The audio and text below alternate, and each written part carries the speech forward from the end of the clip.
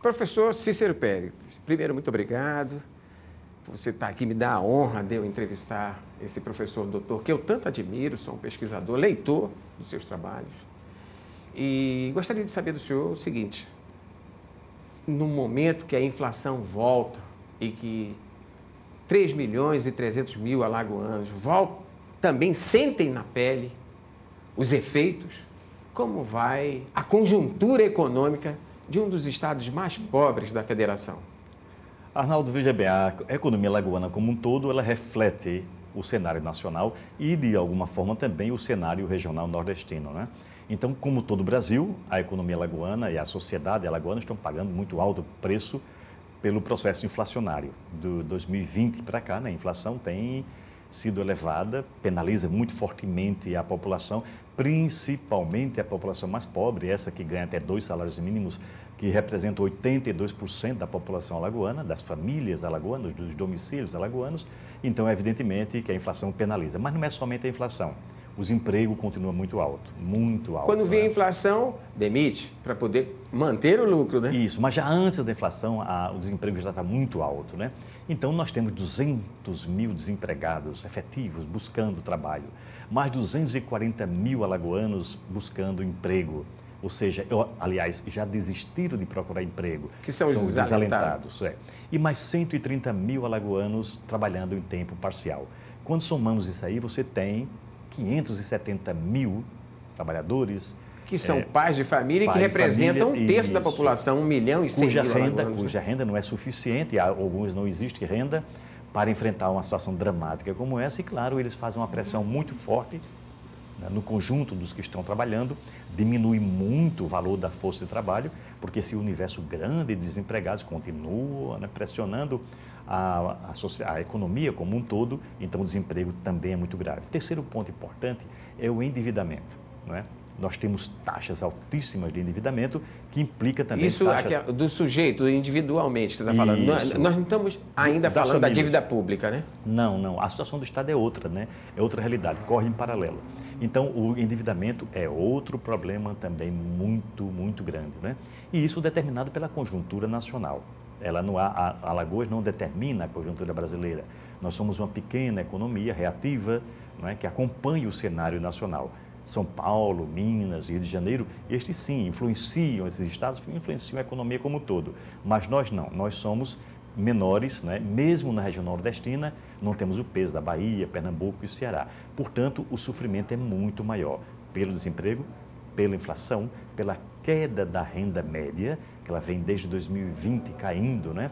A renda média dos trabalhadores alagoanos, em grande parte devido à inflação e outra parte devido à pressão do desemprego e o endividamento. Então, isso está afetando a conjuntura econômica alagoana desde muito tempo. Mas no meio desse caos, a gente percebe que tem setores que ganham e ganham muito. Por exemplo, o setor sucroalcooleiro, que produz etanol. Nesse momento, para eles... Veja só, o setor sucroalcooleiro, primeiro ponto importante é dizer que eles reduziram muito a presença na economia alagoana. Hoje representa menos de 8% da economia total do Estado. Temos o quê? 5 indústrias funcionando? Isso, são 14 fábricas, 14 empresas funcionando, algumas com destilaria, outras sem. Eram, né? 19, né? Isso, que chegamos a ter 35, chegamos a Alagoas, chegou a ter 35, hoje são 14. Chegou a ser segundo produtor nacional de açúcar. 30 milhões de toneladas, hoje produz 18, uma queda muito forte. Mesmo no período bom agora, de chuva, de preços altos, então já não é o setor-chave da economia alagoana, de forma alguma, né?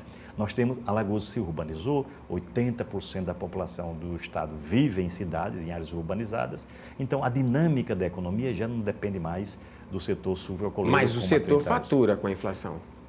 Não com a inflação, mas com os preços altos, não é?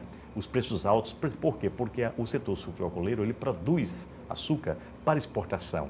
Uma parcela muito pequena que fica no território alagoano, em torno de 5%, né, do abastecimento alagoano, é muito pouco para a presença. Então, ela ganha muito por quê? Porque os preços estão altos. Segundo ponto seguinte, como a inflação eleva muito fortemente o preço dos combustíveis, o álcool é puxado para cima, porque o álcool equivale a 70% da capacidade de combustível da gasolina. Então, quando a gasolina sobe, o etanol também sobe. Isso beneficia o setor, né? Ou seja, a inflação beneficia sim, mas não tão diretamente como se poderia imaginar. Isso, capitaliza, ajuda não é? Facilita. Agora, uma pergunta que todos fazem e não conseguem entender, talvez o senhor consiga colocar isso em moeda corrente para a gente poder entender. O setor conseguiu agora fazer a distribuição ele próprio, uma tentativa de baixar o custo. Isso é bom para a gente? E por que o preço não cai? Não, isso não pesa, não influencia, não... E o preço não cai, né? Não cai. Não tem peso decisivo. Essa é uma ideia interessante, em princípio, no papel, mas que na circulação, por quê? Porque isso demanda do setor sucroalcooleiro uma estrutura de distribuição que ele não tem. E isso precisaria realizar um grande investimento. E é um segmento cuja maioria das suas empresas estão em recuperação judicial. Não é? Portanto, sem capacidade efetiva de investimento e de modernização.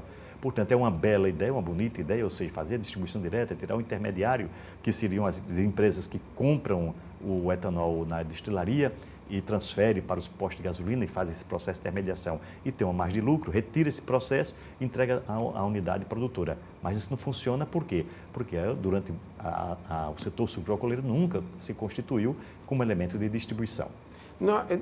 Além do setor sucroalcooleiro, acho que o único segmento que daria para falar e a arrecadação não chega também a essa coisa toda para impactar positivamente é a petroquímica ou álcool-química, né? A indústria Braskem, hoje ela é um peso capaz de se manter no Estado e o Estado brigar para que ela fique, apesar de tantos problemas que já causou? A gente pode fazer o seguinte, pode fazer um paralelo para o telespectador entender bem, né? É bom. Nós temos duas grandes mineradoras em Alagoas, a Braskem e a mineradora Vale Verde. A Vale Verde, lá explorando em Craíbas. Em Craíbas, dos Nunes, perto de Arapiraca.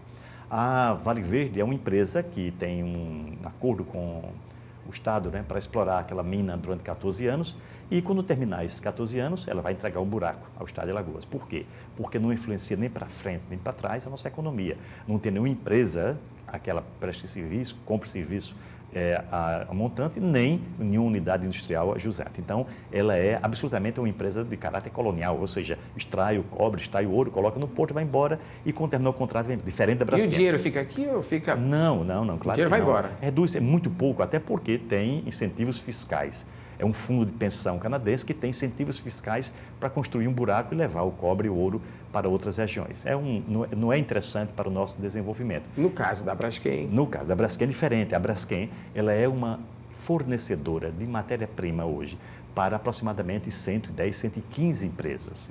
Então, existe a cadeia químico-plástico que hoje está vinculado ao desempenho da Braskem, ou seja, a Braskem produz insumos, matérias-primas, para que uma grande unidade de empresas alagoanas, mas de porte pequeno e médio, usufruam. Então, essa cadeia poderá crescer bastante. E é diferente da ideia do polo cloroalcoquímico dos anos 80. Por quê? Porque naquele período esperávamos que grandes investimentos viessem para cá. Isso não se realizou pela conjuntura muito difícil. Também porque pretendia-se fazer uma cadeia, né, que vinha do Rio Grande do Sul e até... Isso, e essa cadeia foi construída, mas sem Alagoas. Então, o polo de Camaçari, o polo de Cubatão, o polo de Triunfo do Rio Grande do Sul absorveram praticamente todos os grandes investimentos e nós ficamos fora desse processo. Então, a partir dos anos 2000 é que sim, aí se constitui a cadeia químico-plástica, que é um ganho para a economia alagoana.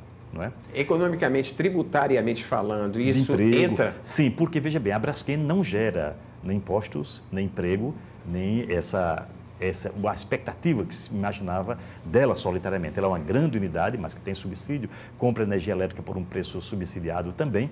Então, ela interessa muito ao Brasil, mas a Alagoas ela não criava vínculos. Passou a criar com a cadeia químico-plástico. Então, a cadeia, sim, as empresas da cadeia químico-plástico, que estão no tabuleiro, no Distrito Industrial do Tabuleiro, que estão em Marechal Deodoro, mas também espalhadas por alguns municípios alagoanos, essa cadeia, sim, gera emprego, gera novas mercadorias, portanto, gera dinâmica econômica e paga impostos de maneira também razoável. No período o auge que ela chegou a negar o envolvimento com os problemas geológicos daquela região, Pinheiro, Mutange, Bebedouro, Farol, Bom Parto, ela disse, eu vou me embora, chegou a ameaçar fazer um jogo de cena, vamos dizer assim, sim.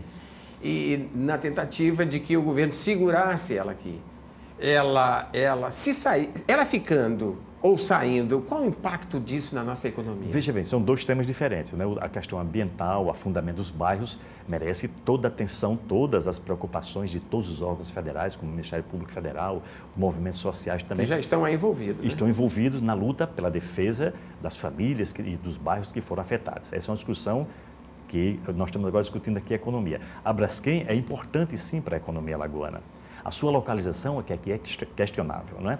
Então ela... Quer dizer, ela pode sair dali e funcionar? Tranquilamente, pode funcionar. Mudar a transferência de planta, sim, né? Transferir para o aquela área do Pontal que já está toda comprometida. Isso, inclusive. Ao lado da empresa que a mesma Braskem construiu em 2012, uma unidade de 1 bilhão e 200 milhões de dólares, que está de reais, lá no tabuleiro. Sim, pode muito bem essa unidade ser transferida para lá e toda a comunicação com o porto ser feita por dutos. Isso não seria problema, não é? E resolveríamos um drama, sim, para todo o litoral sul, os bairros que estão no litoral sul da cidade. Então, esse é um problema.